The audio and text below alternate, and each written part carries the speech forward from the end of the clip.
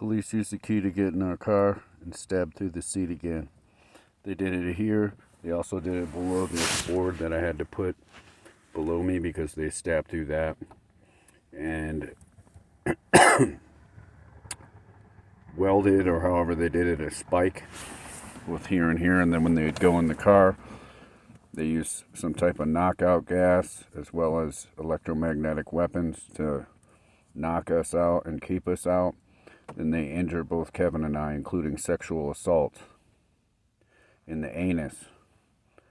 And I don't have some reason to say that, and that doesn't make me look glorified, okay? But they recently stabbed into this seat again. And they do have the keys to our car. I don't feel a spike right there, but they stabbed, and that's the same type of hole that they put right there. And when they go in the car, they would put my forearm up to it and repeatedly scrape it on there, which you're obviously not going to do in your sleep, as well as on my leg with the spikes that were through the seat. And that's why we bought this board. I think it was a Home Depot, not a Lowe's. It was either or in San Diego, and we had it cut to size, and I put it over here and taped on it so I could lay down without it being like a bed of spikes. And I took pictures of those spikes, I shared them, and then afterwards they had altered the spike to remove the evidence. There may be a spike under here still. Well, there was until fairly recently, a little over a month ago.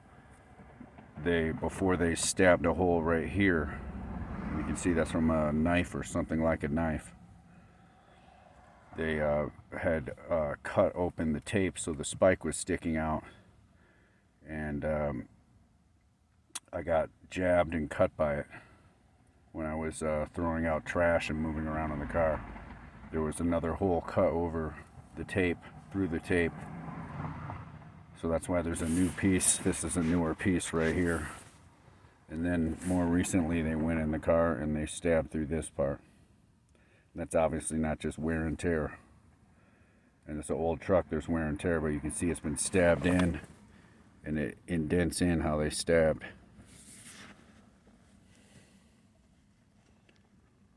Okay. And someone trying to say that we would do this to our own car is nuts, and that means they're part of it. We did not do this to our own vehicle. I did not, Kevin did not. And the same type of damage that they did, say, to the front seat, one of the times they went in San Diego, and this is dirty cops, including federal agents that work with local dirty cops to do this sort of thing, including sexual assault.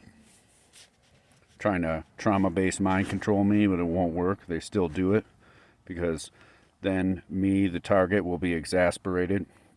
And they, of course, say they didn't do anything. It's all in his mind.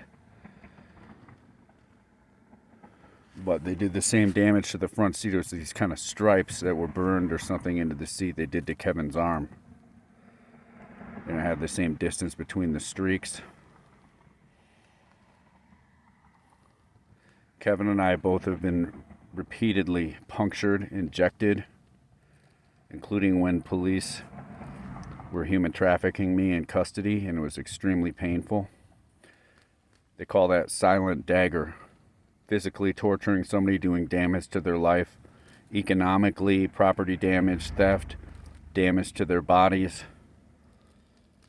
and then denying it happened. They call that silent dagger. And the police make false reports about people they're targeting, and then when you don't report it, they go, "Why don't you report this stuff?" And then when you do report it, they say it's a false report, no matter how much evidence there is. And I can prove that and I've shared it already, that they've made false reports about me that are real serious.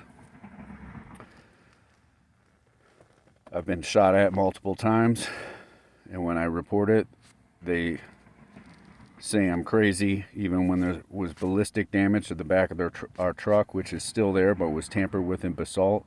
They just go, "He's crazy," and they accuse me of crimes.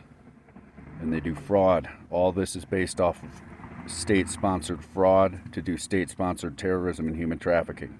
Attacking people in the night or the day when they're knocked out, not just asleep and doing damage like this.